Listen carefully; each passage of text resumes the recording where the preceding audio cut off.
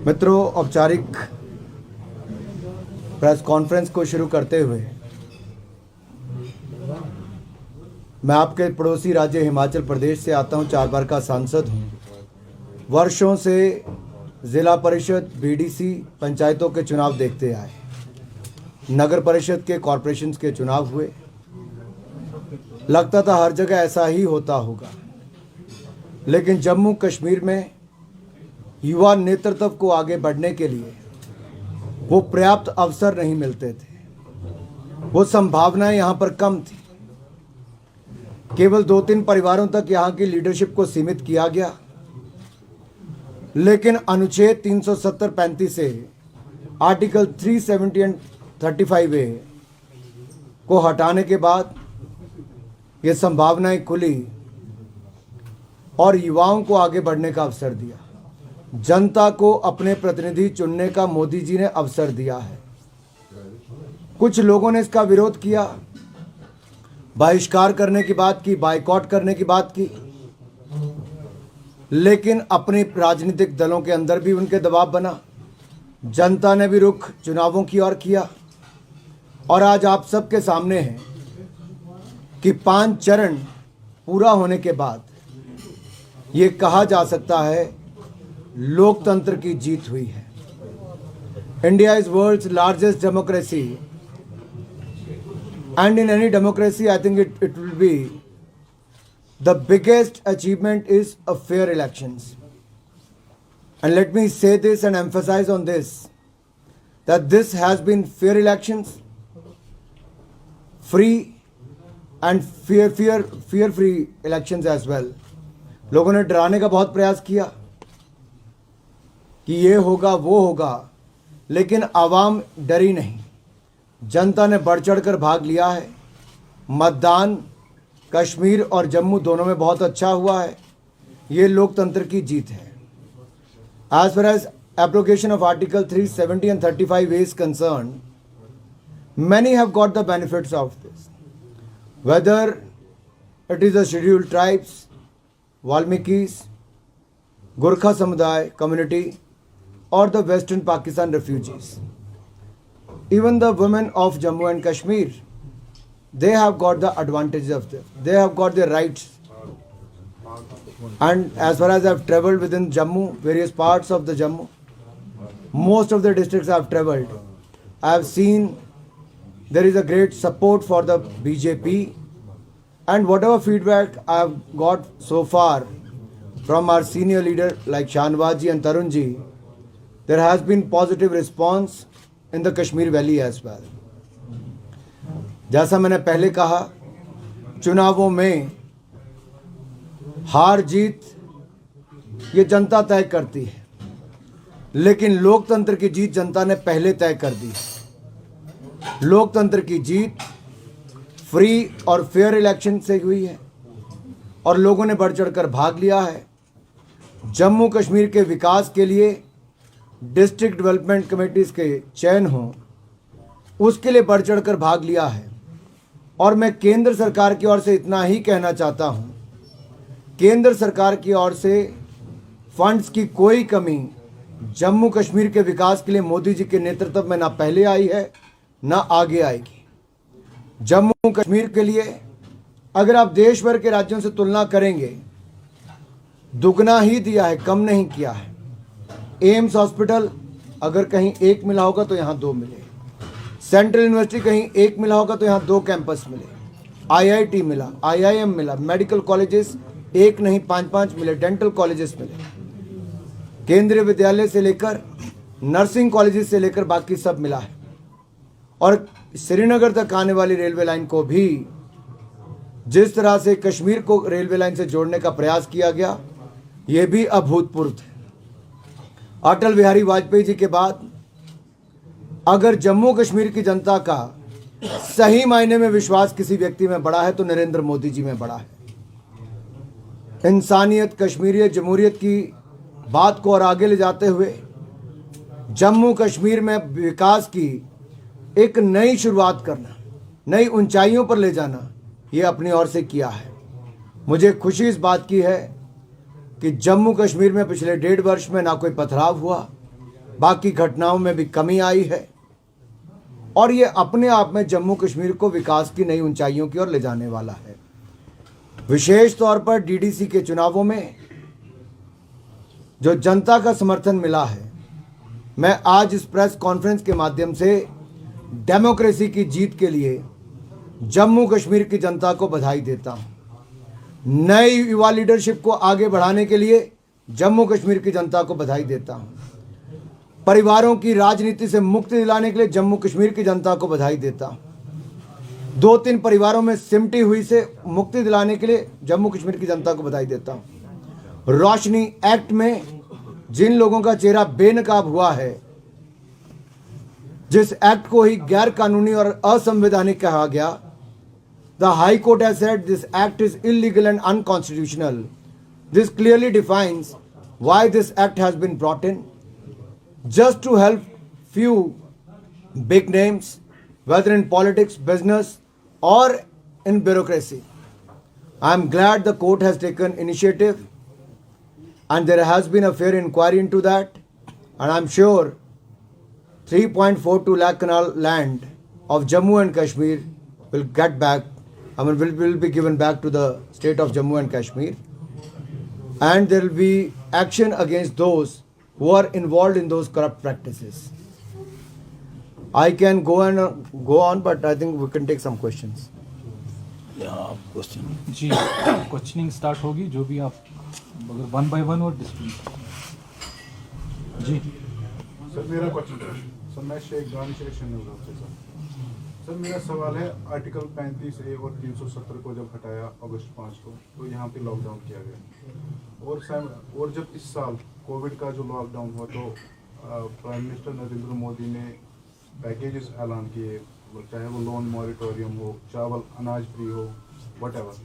But जब यहाँ पे लॉकडाउन हुआ पिछले साल, तब से लेके अभी तक कुछ भी नहीं किया गया कश्मीर में, not only for Kashmir, for Jammu residents also. हमने हर संभव प्रयास किए हैं, चाहे आपदा का समय हो या उससे पहले का समय हो, कि गरीब से गरीब व्यक्ति को भी अनाज मिले। आपदा के समय तो कोविड-19 पेंडेमिक के समय दुनिया का कोई देश जो नहीं कर पाया वो भारत ने किया है। 80 करोड़ लोगों को 8 महीने तक 5 किलो गेहूं चावल दाल देने का काम किया। कैश कंपोनेंट सीधा बैंक खातों में डालने का काम दुनिया के बहुत सारे देश नहीं कर पाए, नरेंद्र मोदी जी की सरकार ने बड़ी सफलतापूर्वक किया। जहां पर 20.5 करोड़ से ज़्यादा महिलाओं के बैंक खातों में 31,000 करोड़ रुपया ट्रांसफ़र किया गया। महिलाओं को LPG सिलेंडर 3 महीने तक मुफ्त में दिए गए। किसानों को 2-2 हज़ार रुपये की 2 किश्तें 12 करोड़ किसानों के खाते में सीधी डाली हैं। इसके अलावा विधवा, वृद्ध, दिव्यांग, widow, old age and disabled और specially abled, they have been given 3,000 crore rupees benefit directly transferred into their funds, into their accounts। ये सारा किसने किया है? ये मोदी सरकार ने किया है। और जम्मू कश्मीर के लिए तो नरेंद्र मोदी जी के दिल में बहुत प्यार, मान, सम्मान है। जम्मू कश्मीर के विकास के लिए कुछ भी करना होगा, ना पहले कमी छोड़ी, जब फ्लड्स आए थे तब भी नहीं, उसके बाद भी अगर कोई घटना घटी तब भी पूरी मदद की। आगे भी जम्मू कश्मीर के विकास के लिए जो करना होगा उसमें कोई कमी नहीं छोड़ी जाएगी। ग्रेटर कश्मीर, जैसे शबीर खान रेड्डी, आपने वाजपेयी साहब का बता दिया इंसानियत, जमहूरियत, उसमें क्या हुआ था? उसमें वाजपेयी साहब ने लोगों से बात की, क्या अब भी वही होगा? आप कह रहे हैं कि उसी को आगे बढ़ा रहे हैं। वाजपेयी जी ने सब लोगों से बात की। मैं आपका बहुत आभारी हूँ, आपने प्रश्न पूछा। I am greatly thankful to you. जब मैंने कहा कि वाजपेयी जी ने कहा था इंसानियत, कश्मीरियत, जमहूरियत, हम उससे आगे बढ़कर क्या? जमहूरियत में अगर जनता के हाथ में उनको ताकत दे दो कि आप किसके माध्यम से अपना विकास करवाना चाहते हो, कौन आपकी तकदीर और तस्वीर बदलना चाहता है। हम कहते हैं तकदीर और तस्वीर बदले जम्मू कश्मीर के, तो यहीं का नौजवान बदले, यहीं की आवाम बदले।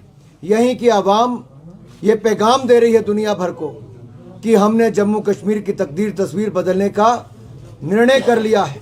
अच्छे प्रतिनिधियों को चुनकर, जो युवा आगे आए हैं, जिन्होंने बंदूक को बाय बाय की है, और बैलेट का दामन थामा है, उनको बधाई। जिन्होंने आतंक के साए में जो डराने का प्रयास करते थे उसको गुड बाय कहकर, अलगाववाद की विचारधारा को गुड बाय कहकर जम्मू कश्मीर के विकास के लिए आगे आने का कदम उठाए हैं। ये जमहूरियत के लिए और ताकत देने का काम है। जब आप अपना वोट का अधिकार अपना सकते हैं, गरीब से गरीब व्यक्ति की ताकत भी उतनी जितनी अमीर व्यक्ति की है। वो चुन सकता है किसको, जो उसका विकास करे। अच्छे प्रतिनिधि जम्मू कश्मीर की जनता चुनेगी और पैसा विकास के लिए मोदी सरकार देगी। ईटीवी भारत। परवेजुद्दीन, अनुराग जी, आपने खुद कहा कि डीडीसी इंतखाबात यहाँ जो है फ्री फेयर हो रहे हैं और ये पहली मरतबा है डीडीसी इंतखाबात हम मुनक़िद किए जा रहे हैं। तमाम गुफ्तार एलान में बीजेपी इल्ज़ाम लगा रही है कि इंतकामगिरी से आप काम ले रहे हैं और उन्होंने ये एग्जाम्पल दिया है कि जो उनका युवा लीडर है वहीदुर रहमान पर्रा, उसको गिरफ्तार किया गया। बीजेपी की तरफ से उनको ऑफर था कि आप ज्वाइन कीजिए, मगर उन्होंने नहीं ज्वाइन किया तो उनको पकड़ लिया गया। मुझे लगता है कुछ लोगों को रोने की आदत है और रुलाने की आदत है। ये रोना रुलाना भूलकर अब उस रास्ते पर आना चाहिए जहां पर जम्मू कश्मीर का विकास है। 70 वर्ष इन लोगों ने सत्ता में रखा, चाहे अब्दुल्ला परिवार हो, मुफ्ती परिवार हो। जिन परिवारों के तीन पीढ़ियां मुख्यमंत्री रही, वो भी ऐसी जमीन पर अपने आलीशान बंगले बनाते हैं जो सरकारी और जंगलात की, वन विभाग की जमीन हो, फॉरेस्ट की जमीन हो। वो जम्मू कश्मीर के लोगों के लिए क्या किया? इन लोगों ने अपने बंगले बनाए, नरेंद्र मोदी जी ने गरीब के लिए बंकर बनाए और गरीब का घर बना कर दिया। इन्होंने अपने आशियाने रोशन किए, नरेंद्र मोदी जी ने गांव-गांव में छोटे छोटे घरों में बिजली पहुंचाकर उनके आशियाने रोशन किए। यही नहीं, इन्होंने अपने घर भरे, नरेंद्र मोदी जी ने गरीब के घर में अनाज और पैसा देकर उसको आगे बढ़ाने का प्रयास किया है। इन्होंने जम्मू कश्मीर को बीमार किया, नरेंद्र मोदी जी ने जम्मू कश्मीर की आवाम को 5-5 लाख रुपए का इलाज बिल्कुल मुफ्त में आयुष्मान भारत योजना में दिया। आप एक एक चीज की तुलना कीजिए, जो इन्होंने छीना था हमने उसकी भरपाई करने का काम किया और डीडीसी के चुनाव के माध्यम से जन जन का विकास करने का काम यहीं के लोगों के माध्यम से करेंगे। और ये रोने वाले लोग जो रास्ता भटक चुके थे, रास्ते पर आ जाएं, क्योंकि जनता ने भी अब इनको रुलाना शुरू कर दिया है। अनुराग जी, जो जी मीडिया जामिया मिलिया है, उन्होंने ऑनलाइन कोर्सेज शुरू किए हैं, लेकिन घाटी में अभी तक अन्य जो विश्वविद्यालय हैं उन्होंने भी ऑनलाइन कोर्सेज शुरू किए हैं, लेकिन घाटी में लगातार जो इंटरनेट सेवा है वो अभी ठप है, खाली 2G तक ही सहमत है। ऐसे में जो छात्र हैं वो कैसे ऑनलाइन क्लासेस ज्वाइन कर सकते हैं? मैं आभारी हूं आपने प्रश्न पूछा, क्योंकि युवाओं के साथ जुड़ा हुआ है, शिक्षा के साथ जुड़ा हुआ है, उनके भविष्य के साथ जुड़ा हुआ है। और मोदी जी चाहते हैं देश के युवाओं का अच्छा भविष्य हो, नागरिक को इधर उधर भटकना ना पड़े। उसके लिए ई गवर्नेंस की बात हो, ई एजुकेशन की बात हो, ई हेल्थ केयर की बात हो, ये सब लोग टेक्नोलॉजी के साथ जुड़े हैं। और उसके लिए हमने पूरे देश भर की पंचायतों को ऑप्टिकल फाइबर के साथ जोड़ने का काम शुरू किया। 1.5 लाख से ज़्यादा पंचायतों को भारत नेट से हमने जोड़ने का काम किया। इस साल बची हुई 1 लाख पंचायतों को ऑप्टिकल फाइबर से जोड़ दिया जाएगा। हर गांव में वाईफाई की सुविधा होगी। जो वाणी की बात भी कल परसों कम्युनिकेशन मिनिस्टर साहब ने कही, मैं यही कहना चाहता हूं, ये ताकत है लोगों को इंटरनेट की सुविधा देकर उनको ताकत देने की। जहां तक घाटी की बात है, जम्मू कश्मीर के कुछ जिलों की बात है, सुप्रीम कोर्ट में जब ये केस गया तो कोर्ट ने भी माना कि सिक्योरिटी एजेंसीज और टेक्निकल लोग इसको मिलकर तय करें कब कब इसको खोला जा सकता है, लेकिन युवाओं के लिए शिक्षा के प्रावधान करें। दुनिया का इकलौता देश भारत है जिसने 1 नहीं 12 चैनल 1ली से 12वीं कक्षा के लिए शुरू किए कि आपको एजुकेशन मिले, आप फ्री में किए हैं। इसके अलावा उच्च शिक्षा के लिए भी किए हैं। ये दुनिया भर में आपदा के समय भी अवसर देने का काम किया तो नरेंद्र मोदी जी ने किया। India TV. मेरा सवाल आपसे ये है कि डीडीसी चुनाव में भारतीय जनता पार्टी ने सबसे ज्यादा चुनाव प्रचार किया, सेंटर से भी कई मिनिस्टर्स आए जिन्होंने प्रचार किया। ऐसे में कितनी उम्मीद है कि डीडीसी चुनावों में कितनी सफलता हासिल होगी बीजेपी को? देखिए, जो लोग पिछले 70 वर्षों में यहाँ पर राज करते रहे, वो जनता में पहले ये संदेश देते रहे, अब्दुल्ला परिवार, मुफ्ती परिवार और गुप्कार गैंग के लोग, कि चुनावों का बहिष्कार करो, बाइकआउट करो। लेकिन जब दबाव बना उनके ऊपर, जनता नहीं मानी, उनके कार्यकर्ता नहीं माने, तो उनको भाग लेना पड़ा। तो प्रचार प्रसार से वो लोग भाग गए, क्योंकि जनता को फेस नहीं करना चाहते थे, डरते थे। जनता ने मन बनाया है कि हम जम्मू कश्मीर का विकास करेंगे और गुपकार गैंग को नकारेंगे, बाकियों का सहयोग और उनको आगे करेंगे। मुझे पूर्ण विश्वास है भारतीय जनता पार्टी इस बार रिकॉर्ड कायम करेगी। न्यूज़ 24। आपने अपने जो अर्ली एड्रेस में आपने कई सारे एम्स IIT और दूसरी चीज़ों का जिक्र किया, और उसके बाद आपने कई और स्कीम किया। ये सारी चीज़ें पहले भी होती थी, जैसे पूरे देश में होती रही है, यहाँ भी ये इम्प्लीमेंट होती है। लेकिन जब धारा 370 आप लोगों ने हटाई तो आप लोगों ने कहा कि वादा था यहाँ पर डेवलपमेंट। धारा 370 हटाने के बाद क्या आप कोई एक पर्टिकुलर प्रोजेक्ट नेम कर सकते हैं जो यहाँ पर कंप्लीट हुआ या जिसका इनिशिएट किया गया? और दूसरी बात, मैं आपको ऐसी झड़ी लगा सकता हूं प्रोजेक्ट्स की, लेकिन मैं आपको एक बात पूछना चाहता हूं। 31 अक्टूबर को 370-35A के ऑब्लिगेशन के बाद यहां पर लागू हुए। मार्च 24 के बाद लगातार लॉकडाउन रहा, केवल पूरे देश भर में, केवल जम्मू कश्मीर में नहीं। आप भी परिस्थितियां मुझसे ज़्यादा अच्छी जानते हैं, लेकिन उसके बावजूद घाटी के लोग ना पथराव में आए, ना गोलीबारी में हुई। 250 से ज़्यादा आतंकवादी भी मारे गए, और विकास की परियोजनाओं को सर्दी के समय भी चल रहा है। मैं रियासी ज़िले में रेलवे का प्रोजेक्ट जहाँ पे मैं गया, तो मैं तो चुनावी रैली करने गया था, लेकिन सैकड़ों लोगों को रोजगार वहाँ पर मिला है, तो रेलवे प्रोजेक्ट के कारण मिला है। इसी तरह से 4 लेन जो बन रहे हैं, उधमपुर में मैं जब गया, वहाँ पर भी सैकड़ों लोग सड़कों पर काम कर रहे हैं, उसी के कारण लगा है। एम्स अस्पताल को देखिए, अगर वहाँ पर भी तेजी के साथ काम लगा है। ये तो चल रहा था पहले से, मैंने पहले ही लिखा था कि अगर आप कोई पूरा होने दीजिए। मैं इसीलिए आपको कह रहा हूँ, प्रोजेक्ट को चलते अगर कोई 2000 करोड़ का प्रोजेक्ट होगा, कोई 15,000 करोड़ का प्रोजेक्ट होगा, तो 10 महीने में पूरा नहीं होगा, उसके लिए समय लगता है। और यहाँ पर 8-9 महीने जब लॉकडाउन रहे, उसके बावजूद भी उसमें पकड़ बनाई, उसमें तेजी दी। ये मोदी सरकार है जिसने यहाँ पर के किसी प्रोजेक्ट को रुकने नहीं दिया है। Thank you. मित्रों, आप जानते हैं कि अनुराग जी का ये दौरा आज का है, और अपना कीमती समय निकाल के वो आज आए हैं। तरुण चुग जी और हम लोग कई बार आपसे मिलते रहे। कल हम लोग डल लेक में 12 बजे एक बोट रैली वहाँ पे करेंगे, उसमें आप आमंत्रित हैं। आज बडगाम न्यू बस स्टैंड के पास अनुराग जी, तरुण चुग जी और हम वहाँ एक सभा को संबोधित करने वाले हैं। तो मेरी आपसे गुजारिश है कि आप उसको कवर करें। और ये जो एक संदेश जाता है कि भारतीय जनता पार्टी के बारे में जो परसेप्शन लोग बनाते थे, कहते थे कि बीजेपी देश का झंडा उठाने वाला नहीं मिलेगा, पूरी जगह हम लोग दौरा करके आए हैं। आप अपनी निगाहों से देखें कि जम्मू कश्मीर की आवाम को का कितना सपोर्ट हम लोगों को मिल रहा है, और आप उसको कवर करें। हमारे सब नेता उसमें रहेंगे, और आपसे भी गुजारिश है कि आप उसमें भाग लें।